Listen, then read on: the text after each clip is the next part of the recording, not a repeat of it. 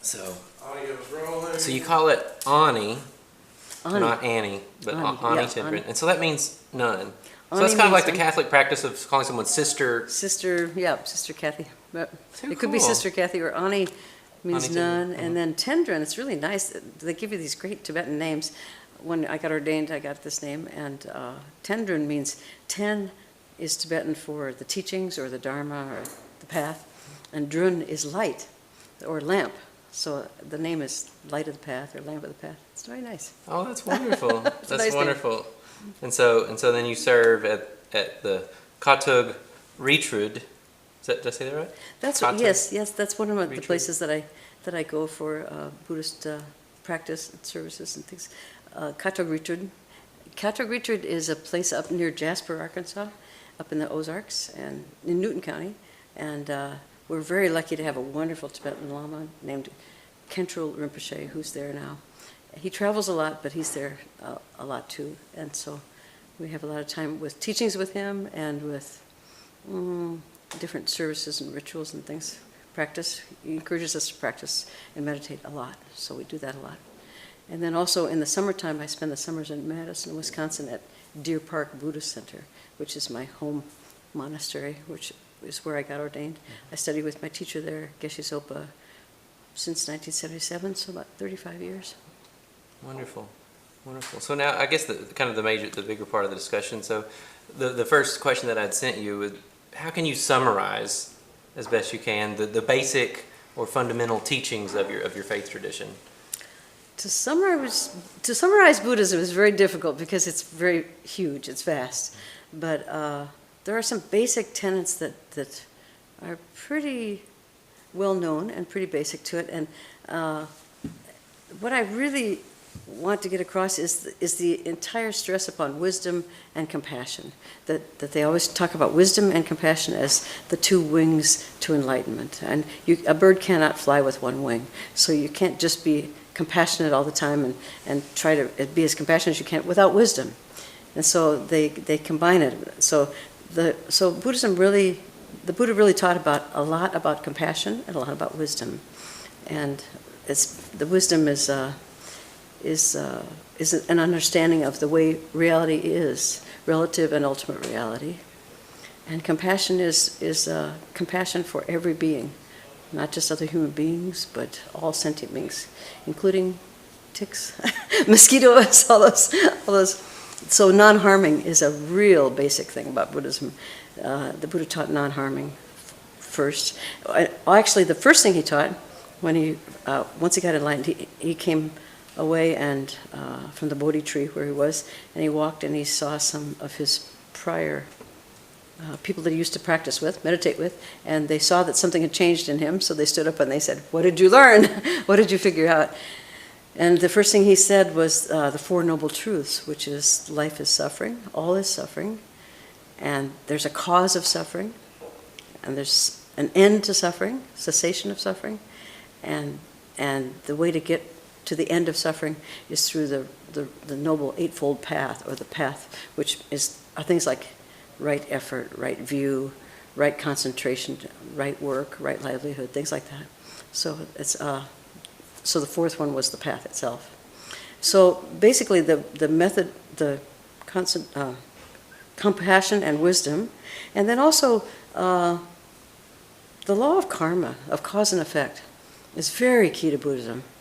That we really, and we know it in Christianity as so ye sow, so shall ye reap. And I was raised a Christian, and so I heard that all my life coming up. So when I heard it in Buddhism, I understood it already to a certain extent. But the Buddhists take it to a much further level in terms of every minute, every second, every action. What is the intention behind it? What is the cause that you're creating when you're doing some act or when you're saying something? What is the motivation? What is the intention? And if it's not a good intention or a kind intention, then it's probably going to turn into negativity, or what they call delusion. So they call it the three poisons, and that's what clutters the mind. The mind itself, the Buddha taught that the mind itself is clear nature. It's a nature of clear light. It's clear, but it's all messed up with the clouds of delusions. And the delusions are greed, or, greed, attachment, and ignorance, and hatred or aversion. So those three things are what really cloud the mind so much. And we live out of those three things mostly. And so Buddha taught to really calm the mind down enough through meditation and other techniques to calm the mind enough that you can actually see the clear nature of mind, and that the delusions will go away, that they're what they call adventitious. They're like clouds in the sky. They go, they come, they go. But we can get rid of them and get to the clear nature of mind. So those are the basic three. I want to say something about impermanence too. The Buddha taught a lot about that things are not as we think they are, including ourselves. The things are not what we call, permanent and real. They're not. The reality of this bench is that it's impermanent. It's decaying, even though we cannot see the decay. It's decaying even as we speak, or even as we sit here. It's going away. Everything is changing all the time, and we think of things as permanent and inherently existing, but they're just always coming up and going away. I mean, this was made by parts. Some person made this out of wood and a tree. All these causes and conditions came together to form this, but it's also going away. So we tend to think of things as real and hard and permanent, and then we get attached to them, and we grasp onto them, and we want them to stay that way. But they're always going away. And so the Buddha taught that the impermanence, we need to get used to that fact. I mean, otherwise we're going to be constantly in suffering if we don't deal with our view of reality. And that's what really causes so much of our suffering. So those are kind of the three main ones, I think. Is there any unpacking you would need to do of those first three of the four truths? Lots of unpacking. Life is suffering. I mean, yeah, there's a lot of unpacking. I know there's copious amounts of unpacking in all of those, but just to help us understand what those short phrases might mean. Yeah, the Four Noble Truths. The first one, when I first heard it, it resonated with me so deeply because we tend to think that we're happy. We tend to think that there's certain things that we're happy about, but actually, we're in a constant state of dissatisfaction. That's another way they translate suffering as dissatisfaction, or unease, or just always wanting more, or wanting different, or wanting change, and so we're constantly looking for something to give us happiness, something to fulfill some want or desire of ours, and yet we don't think that way. We think we're happy. We think, oh yeah, now I'm at the beach and I'm really happy. And then this is what they call changeable suffering. And then we get really hot. And then we have to go to the shade.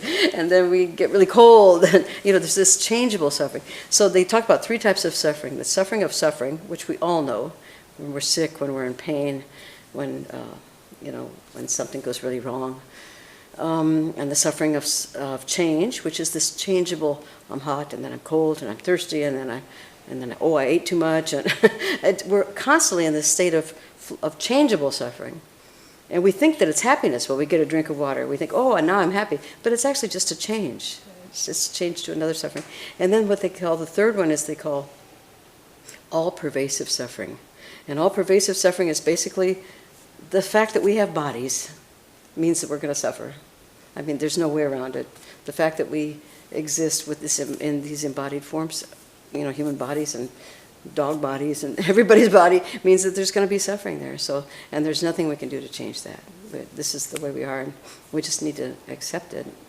But the Buddha taught then that all is suffering or dissatisfaction, but then that there are causes of this suffering. There are definitely causes. Is that the second truth? Yeah, the second truth would be the cause of suffering.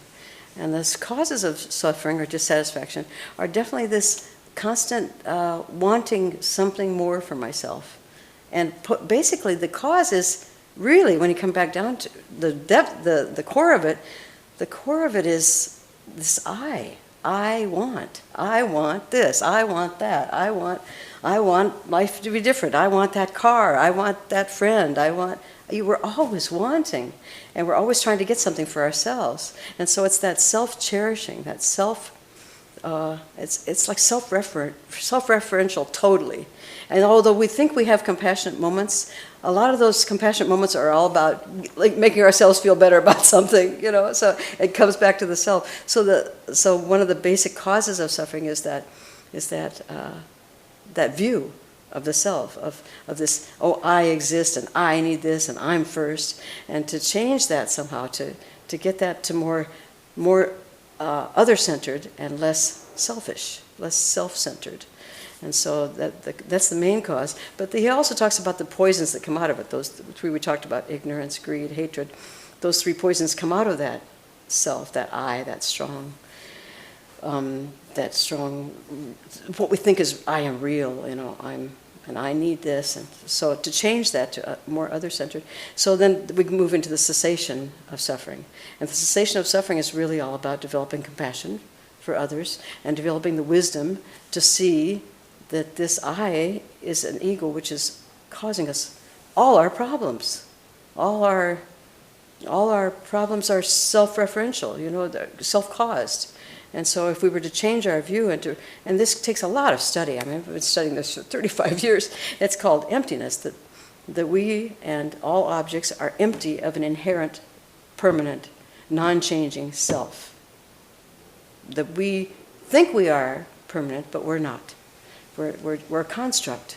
We're concepts put all together, you know. And they call it the five aggregates. We're put together by form and feeling and consciousness. All these things come together to form what we think of as I. But if you look for the I on any one of those aggregates, you won't find it because it doesn't exist. It's a construct, a concept. And so the wisdom part of Buddhism is to try and understand that in a very deep way, to understand it to the point where you really don't have that view anymore, where your view is totally toward others, and it's totally toward helping others. And the main vow that we take when we get on the path, the main vow is called the Bodhisattva vow, which is I vow to attain enlightenment in order to save or help or liberate all sentient beings. So I don't want to, we never say I vow to attain enlightenment. For me. It's all about I vow to attain enlightenment in order to lead others to the same happiness, the same enlightenment. So the whole entering the path is I would like to get away from suffering, but I really would like everybody to get away out of suffering. So that's more, the path is the cessation. That would be the cessation would be to understand wisdom to understand that view, and also the compassion developed. And then the fourth noble truth is the path, which includes those things we were talking about: right view, right action, right motivation, right or intention, right effort, things like that. So the path itself is the way out of suffering, and that's why he taught that first, I think, because he kind of laid it out for everybody. Here we go. And then he taught for the next 60 years, I think. I think he got enlightened when he was 35 maybe. And then he taught till he was 80. Passed away when he was 80. He taught all over India. But that would be the Four Noble Truths, but that's a real gloss on the Four Noble Truths. I mean, I would really advise people to look into that. Just Google Four Noble Truths, and because there's a lot of teachings on that. And the Dalai Lama has done several books on that, the Four Noble Truths, where it really is the whole path, very succinctly, into those four. Is the conversation about karma, does that happen within the cause of suffering, the second noble truth? Is that where the conversation of karma happens? That's exactly where it happens, yeah. That the causes of suffering would be the causes we create in our first mental, and then coming out verbal and action. So the cause would be the causes of all suffering. The causes of all positive actions as well would be the mind and the motivation behind what you're about to say or do. It always comes back to the mind first. So the causes would be trying to set the motivation before you say anything or do anything. I'm doing this to help all sentient beings. And so with that motivation, go ahead and do something. But if your motivation, the cause you're creating is, I'm going to do this so that I can get this happiness myself, because I really want this, then it's not a positive cause that you're creating. And so the results will be negative. The results will be either some kind of suffering through, physical or mental or emotional suffering, because your motivation is wrong. Your motivation is negative to begin with. I want to make sure I heard the word you used correctly just before beings. Sentient. Sentient. Okay. Sentient, yeah. How do you spell that? Sentient. Sentient. As in having sentience. Like we have sentience, we have awareness. And the way they define sentience is any being who's capable of feeling fear. And so that's how we know that ants are sentient. Because if you're looking at an ant and you stick your finger in front of him, he's going to run away from it. Same thing with a fly or a mosquito, they're going to fly away. So those beings, insects, birds, dogs, have sentience. They have this awareness of fear. And they have an awareness of being, basically. Even if it's self-defensive, it's an awareness of their own being. So if they can feel fear, then they're sentient. Now, I know there's a lot of questions about plants, but the Buddhists say that plants are not sentient, but that's the way they believe. Okay. That's very helpful. I'd like to, could I go back just Please, a minute? by all means. One thing about karma is, that I forgot to mention, is reincarnation. That the karma is not just what we create in this lifetime, but the things we experience are results of past karma created in past lives. So sometimes when the great question, why do bad things happen to good people, was one of the questions that led me into Buddhism, because I could never get a real good answer on that. But to hear about reincarnation, that there really is, that the Buddha taught that there really is a succession of lives, and that things that happen in our lives actually sometimes they're unexplainable, they're inexplicable in our own. I wasn't a bad person, I didn't do something wrong, but yet you're experiencing some kind of terrible thing. But the explanation could be really that it comes from past lives. And the same thing with future acts, with acts present and results in the future, is that it would go from life to life. And so two answers to why do bad things happen to good people. So if I understand this correctly, so two possible answers would either be maybe in one's own past life there is negative karma that is now coming to show its fruit. Mm-hmm. Is the other answer that if it's not that, then it would be the result of somebody else's bad actions, negative actions, or is it usually mostly all credited to one's own? It's all credited to one's own Okay. mind stream. Okay. And the reason for that is that all the karma that you experience and that you create cannot be created or experienced by anybody else. Okay. It's your own mind stream. It's our own mind stream. So whatever I have created and whatever I experience is really within my own mind stream. And it's not like someone can come and change my karma. I'm the only one who can change my karma. This is the other thing that attracted me to Buddhism is that I suddenly was hearing that I'm responsible for all this. That it's up to me. I'm responsible from here on out. Now that I know this, I'm responsible from here on out to do good actions. Is that what you call dharma? Dharma, yeah. Karma means action. Okay. And it's neutral. Karma means cause and effect or action. So it could be negative karma or positive karma, but that actually means action. But it was very powerful for me to hear that, because I've always had kind of trouble with blaming somebody else for my problems. Just saying, well, it's God's fault, or it's, God, if somebody did this to me, the devil did this to me, or whatever.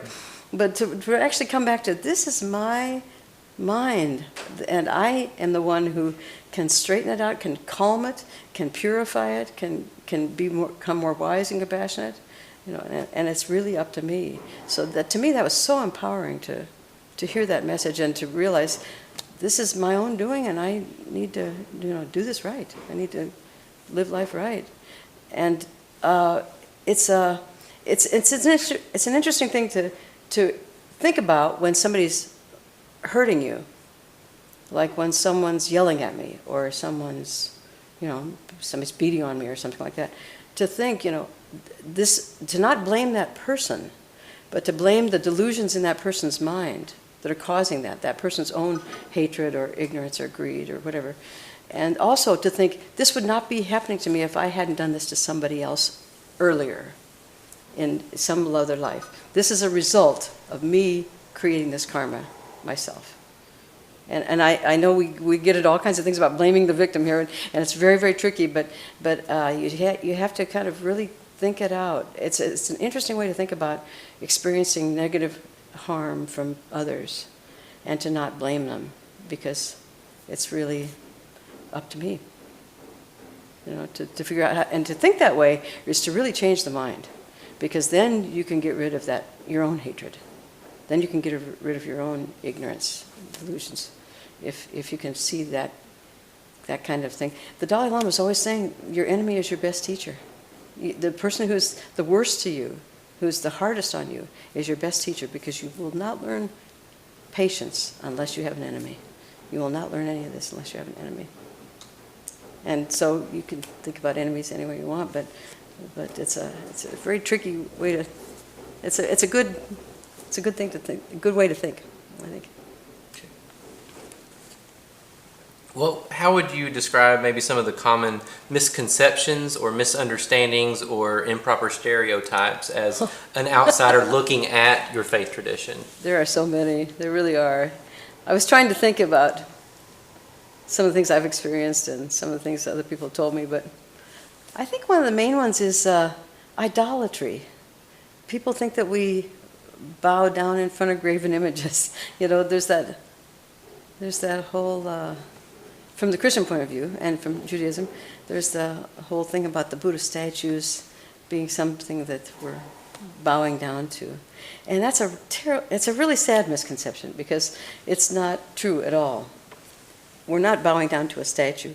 Basically, the Buddha was a man who got enlightened, who took his mind to the fullest extent that we could take it, to full enlightenment, and he perfected every quality that we all aspire to. And so what we're bowing down to is that possibility that he did it and that we ourselves can do it. So you're really bowing down to your own Buddha nature, your own clear mind, your own clear nature of mind. So when you see a statue of the Buddha, when you see a painting of the Buddha, you're actually looking at a reflection of your own mind, and looking at the highest aspiration that you could possibly get to. So it's kind of aspirational. It's not bowing down, worshiping a statue. It's actually acknowledging and aspiring to that state of mind, that total clarity of mind, and that total perfection of wisdom and compassion. So I think that's really sad, because so many people say, oh, there they go, bowing down to that guy, that's the Buddha. But it's not that at all. And the other one that I wanted to talk about was a lot of people think that Buddhists are detached and away from the world, off meditating somewhere, not really connected somehow, not really caring, detached, almost nihilistic or negative, pessimistic or something. But those couldn't be farther from the truth. Because of this emphasis on wisdom and compassion, I feel so much more connected to every living being. I mean, I feel really bad when a bug hits the windshield. All the way down here, I was killing bugs. I wasn't meaning to, but I felt really bad. And I'd look in the backyards of every house I passed, and there would be a chained up dog. I mean, it's just like your heart is just everywhere all the time because of this, trying to develop this compassion and empathy for others. And also the meditation part, people think that that the Buddhists always do mindfulness meditation, that it's always this kind of concentration and doesn't have anything to do with anybody else, or, it's kind of selfish in a way. In fact, the whole trend toward mindfulness now is, so I can relax, so I can get more relaxed. But mindfulness is just one kind of meditation. Buddhism has so many kinds of meditation. They break it into two different kinds. They say one kind is concentration, where you learn to calm the mind through concentrating on an object and make the mind more peaceful and calm, and therefore you can more clear. And also what they call analytical meditation, or what we'd call contemplation meditation, where you think about things. A lot of times in prayer, Christians in prayer, it's more of a contemplative meditation. So there's all kinds of teachings on different kinds of meditations to do like that. And some of them are to develop equanimity. Some of them are to develop compassion. I think a lot of the meditations are so much more hooked in and connected to other beings than people realize. They're not selfish in any way. So many times they're... And every meditation starts with, may I do this activity for the benefit of all sentient beings. So you start out with that motivation where you're already considering all the beings that you're hopefully going to help by accomplishing this meditation. So that's two. I think that's about it. Can you think of any misunderstandings? Right? No. I mean, those were, I think your broad subjects hit all the ones that I might think of. I think those were very accurate. So on the opposite side of that coin of the misconceptions, what are some of the commonalities or the common ground that you see that are shared between your faith tradition of Buddhism and other faiths, and including Christianity? Yeah, there's a lot of commonalities. It's really hard to even list them in a small way, but I think the main commonality I see, especially between Buddhism and Christianity, is the compassion. Because the compassion of Christ was what I really first understood even as a child. And I think that helped me understand Buddhism. And therefore, to really study compassion, to really do the meditations that develop compassion, helped me be a better Christian in a way. I feel like, I still go to church with people, and I feel like I understand more about what Christ's love was about, because I've worked so hard for the last 30 years on developing compassion, equanimity, turn the other cheek, nonviolence, and all these things that came out of Christianity for me are also in Buddhism. And what I feel like is that the Dalai Lama always says there are different religions in the world because people are different, and different people need different things. It isn't like everybody has to be Buddhist or everyone has to be Christian, whatever.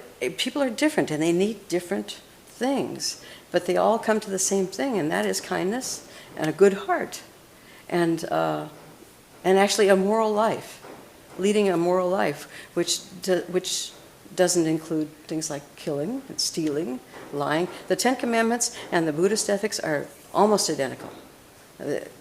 When I first saw the Buddhist vows, I thought, well, there's the Ten Commandments right there, because they share that basic morality, to lead a good life, to lead with a good heart, with good motivation, to help others, to not be selfish, to not be materialistic.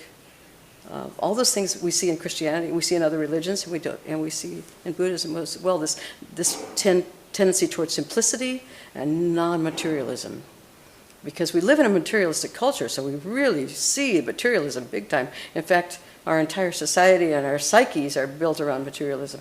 But if people are religious, Christian or Muslim or Buddhist, you can see that they've stepped back from that materialism, that they have higher goals for themselves, they have higher aspirations than to get bigger houses and cars. It's much more important. And also that their aspirations are usually to be helpful to others, to help others and not to hurt them, but to help them.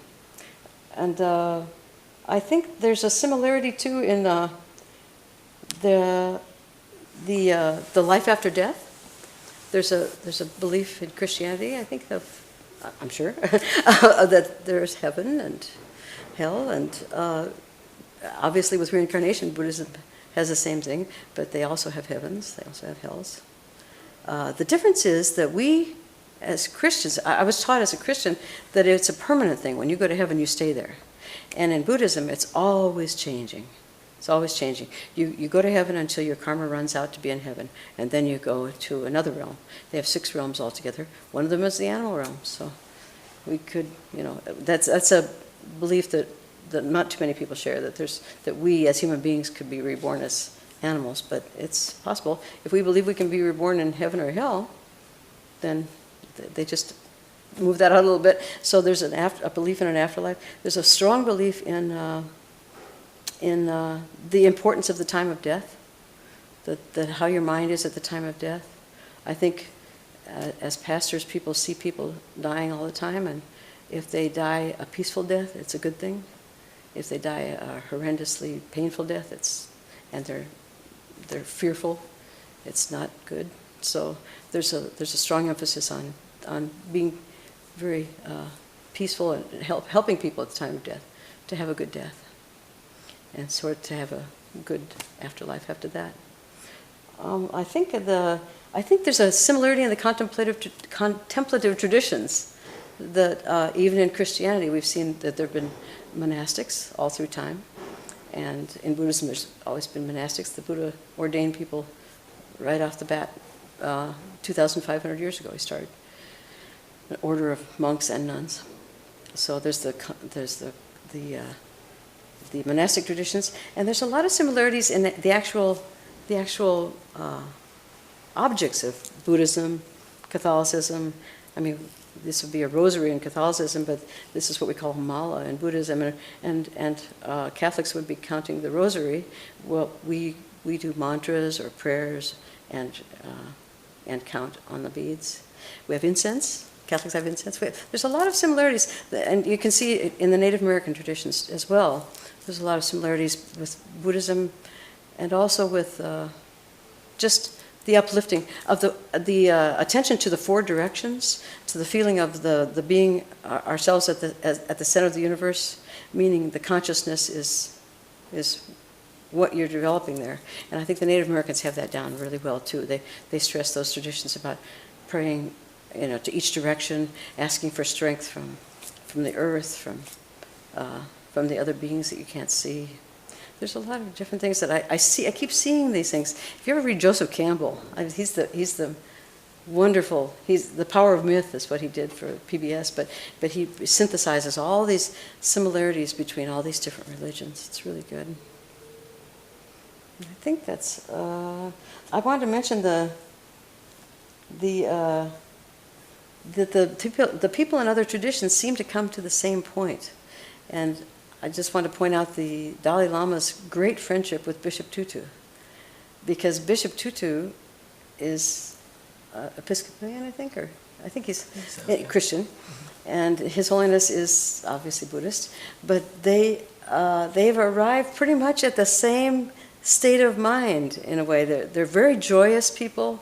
They're full of optimism and hope and great aspirations, and everybody wants to be like the Dalai Lama, have that kind of presence. And same with Bishop Tutu. He's an amazing, amazing teacher, and very loving. His love and the forgiveness that he's taught people is just amazing. So the fact that these people of these traditions, Thomas Merton, who was a great, I think he was a Trappist monk in Kentucky, and he went to see the Dalai Lama at the end of his life. He died right after he saw him, but he also, they had the same kind of mind, because he'd been meditating in Kentucky at the Trappist monastery for so long, and even though they have different methodologies, they come to the same points of wisdom and compassion, I really think.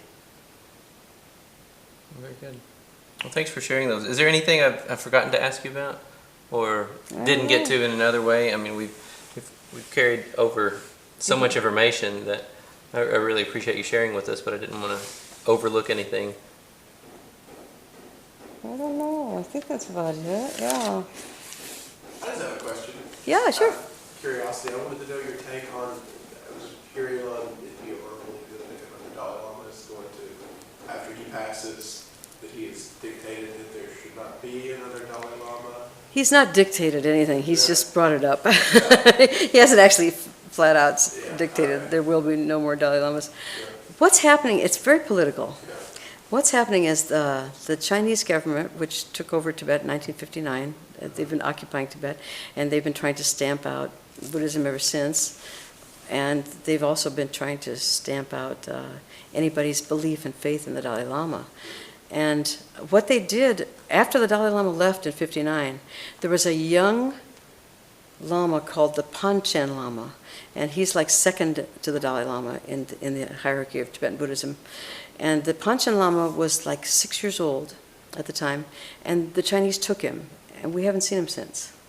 And that was 20-some years ago, or maybe 30 years ago. So nobody's seen the Panchen Lama. They took him, and then they came up with somebody that they said is the Panchen Lama. So they pretty much co-opted the Panchen Lama. And they figured that they're going to do the same thing with the Dalai Lama. That whoever he says he's going to reincarnate, they're going to say different. They're going to say, oh, we found him. Here he is in Tibet. This is the Dalai Lama. Everybody, pay attention to him. And he's their guy. He's the Chinese pawn, basically. So the Dalai Lama is trying to circumvent that whole process by saying, maybe there won't be another Dalai Lama. And by that way, he's trying to trump what they're doing. But I don't think it's coming across wrong, because everybody's thinking, oh, he's not going to reincarnate. I'm sure that he's going to reincarnate. But I'm sure that he's going to reincarnate in a free country. He's not going to reincarnate in Tibet. And that's the point he's trying to make, I think, is, look, whoever they say is the Dalai Lama is not going to be true. And maybe and I think he's trying to do that otherwise, just by saying that. I had a feeling, I knew it had to play into that political issue of the Chinese control of Tibet. Yeah, it's all about Chinese control of Tibet. And it's very, very sad, because if they would just ease up and let people, let him back in, and he's already said he's not for independence of Tibet anymore. He's for being, one of the satellites, nationalities within China, but they just won't believe it. They just keep being so hardline. It's too bad. I mean, they've really killed Buddhism in Tibet. My ex-husband went as a chaperone for a bunch of kids from Fayetteville, and they were visiting all the great temples of Tibet, and they were totally silent. No prayers, no teachings. And at the same time, I was at Deer Park, where we were having teachings and prayers and everything every day. It was kind of like, okay, everything's moved outside of Tibet now, because it's not there anymore. I think way in the east, or way away from the capital, is where it's still happening. For instance, our teacher up in Jasper, Khenpo Rinpoche, is from eastern Tibet. And he was actually raised in a monastery, got all the training, and they just pretty much stayed out under the radar. Everything was pretty much hush-hush, but he got trained. Well, when I was kind of researching, it was interesting to look at the census data of registered religions and the trend over the last 30 years, and how Buddhism seems to be one of the fastest, if not the fastest growing in America. It seems to be that Buddhism is really taking on, that people are drawn to its teachings. Yeah, I think that's really interesting. I think a lot of it is that Buddhism has a lot of methodology that everybody can use. So you could be a Christian and go to a Buddhist meditation course and learn meditation techniques and use them and still be a Christian. You don't have to change religions to go to meditate or to learn these things. So I think that's how a lot of people get interested, and then, I don't know, maybe they just continue on. I think it strikes a lot of chords for us, because we're in a strange place with religion in the United States. We really are. I mean, we've got this highly polarized religious sectors going on that are so far away from each other, You've got people that think way, way over here, and people think way over here, but they're both called Christians. I mean, it's very hard. Sure. And I think people are very confused and trying to find their way and trying to find an authentic path that's going to work for them. And meditation is a technique. Meditation, there's so many different meditations within that, but there's different ways to get to calming the mind and get to wisdom and compassion. And I think people are attracted by those very things. They're looking for a more compassionate, a more simple lifestyle, without so much hatred and ignorance and attachment and grasping onto things. So I think all those basic things really ring a bell with people a lot. Sure. I know they did with me. I know I was really looking for something that was kind of anti what the norm was. I got into Buddhism in the late 60s, and it was a pretty strange time. It was the war and Nixon, and all those things were going on, and people were really looking for another way. So, and actually, very interestingly enough, that's when the Chinese took over Tibet, and all these Tibetans came streaming out of Tibet. So my first teacher, Lama Yeshe, he's the one who said, 1959 was the year that the Chinese so kindly told us it was time to leave Tibet and share Buddhism with the rest of the world. So kindly told us. But it's so true. I mean, Lama Yeshe and all those people would have not come out Sure. if it hadn't been for that. So it's very interesting to think about it that way, that in a way, the happening, that it happened at the same time that we had this openness in our society where people were really searching a lot. More translations were coming around. You know, there are many, many more translations of Zen Buddhism. Suzuki Roshi came to San Francisco in the 60s, and so Zen Buddhism really got a foothold here. Thich Nhat Hanh came out of Vietnam and started teaching it in France and then the United States. There were so many people that started coming that it was really a matter of the timing, I think, but also a matter of the yearnings of Americans, really, for something different. Sure. And I really think, I was raised Presbyterian, and I really think that I was looking for methodology, and somehow, I don't know when it happened, maybe it was the Reformation or whatever, but somehow we lost the methodology in Christianity. We still have the form of the liturgy at church on Sunday mornings. We have that form, but we don't really have the way in a lot. You know, we have to discover our own way into those rituals, or have a really wise pastor who's done a lot of studying and to help us through those things. But I always found in the church that there was always, how do I get from here to there? That was my question. How do I get from my messed up mind to a good heart? And Buddhism has all those things. It has all that methodology. So I think that was the other attraction, is that it's very methodical, almost scientific. That's why you're drawn to the path.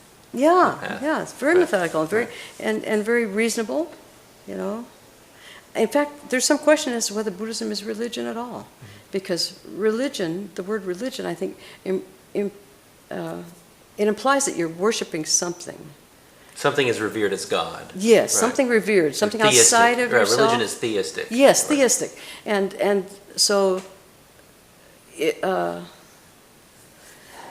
Whereas with Buddhism, you're actually developing your own mind, developing your own consciousness. You're actually looking to perfect your own consciousness, to enlightenment, which is another word for awakening. You're actually looking for full awakening. And it's a different bent than say, a religion where you're worshiping a deity or what you consider a being outside yourself. My teacher, Geshe Sopa, was a great scholar, great philosopher, unbelievable. One of our friends was coming in to see him, and he had the question on his mind, I just don't know about Buddhism. Buddhism's such a religion, you know. And as he walked in the door, Geshe Sopa looked up and said, Buddhism is not a religion. Buddhism is a philosophy. And he very clearly said to him, I mean, he read his mind, basically, and said that to him. And it really struck me that that's how Geshe Sopa thinks, and that's how I think most Buddhists think, that this is not religion per se. Although when you're looking at indigenous people like the Tibetans, for them it is very devotional. But I think for Westerners, it's much more philosophical, understanding the philosophy of it and understanding the meditative part of it. And I think it's another reason it appeals to us. Well, I've heard people describe Buddhism as non-theistic. It's not that it's atheistic or says there is no God or that there is this God specifically. It's just non-theistic. Right. It's open but uncertain. The Buddha didn't answer that question. He was asked that question and he didn't answer it. It's one of the many questions he didn't answer. But he left. It's kind of a non-issue. He left it open for people to discover for themselves. But he did teach the law of cause and effect and karma. So this gets back to if you really do believe and understand karma, the law of cause and effect, that everything that you create, it's your own causes that are creating effects, creating your reality, your future, then there really is no way to also accept that a creator created all this. That you have to decide one or the other. And once you say it's God's will, then that it's not your doing anymore. But it's not, I don't think it's necessarily my will. I mean, that seems to me to be more egotistical, but it's more, and I think that some Christians get to this, especially Christian mystics. If there, and the Dalai Lama has actually said this, I've heard him say this recently, that when Christian mystics, when people are praying and are meditative, that when they approach a complete surrender to God, that is really close to approaching a perfect wisdom, understanding of emptiness, that these things are not as we think, that we are not permanent. And even to say, thy will, not my will, is to get outside of yourself. So I think Christians have that, they also have those methodologies too, but in that understanding. And that in that way we might understand that the Creator, I mean, there are definitely differences. I mean, it's a definite difference between Christianity and the theistic religions and Buddhism. But there are places, I think there's ways to get to the same place, the same understandings through those different religions. And especially if, so many times I've heard, God in me, that God is working in me, or God is in me, or even the hymn, God is love. To me, that really kind of approaches what we're talking about here in terms of Buddhist understanding of creation. God in me, creating, and understanding and acting. So I don't know. It's the theism. I have a hard time trying to really understand if there is a common understanding between theistic religions and Buddhism, but I think there could be. Yeah, I think there possibly could be. Because everybody's going to the same place. Seriously. Everybody is going, all these different methods, all these different religions are going to the same place, and that is this place of perfect enlightenment, wisdom, compassion. And everybody has different ways to do it. And some people have the theism, have God at their center, and some people have other things. Mm-hmm. Sure. Well, I greatly appreciate you giving us your time and sharing with us how you understand this faith tradition to help us understand this faith tradition. So I really wanted to say thank you. Well, I really want to encourage, if people want to know more, to read books by the Dalai Lama. He's got so many great books out. Everything he writes is really, really good. And I feel like I've just been some kind of first grader here talking, but if people could really, if people really want to understand it and not just get these little nutshell nuggets things, to really look into some books by the Dalai Lama. He's got so many good books out. And really any of the Buddhist teachers that are publishing in the United States, they're all really good. But the Dalai Lama I trust implicitly, totally. Okay.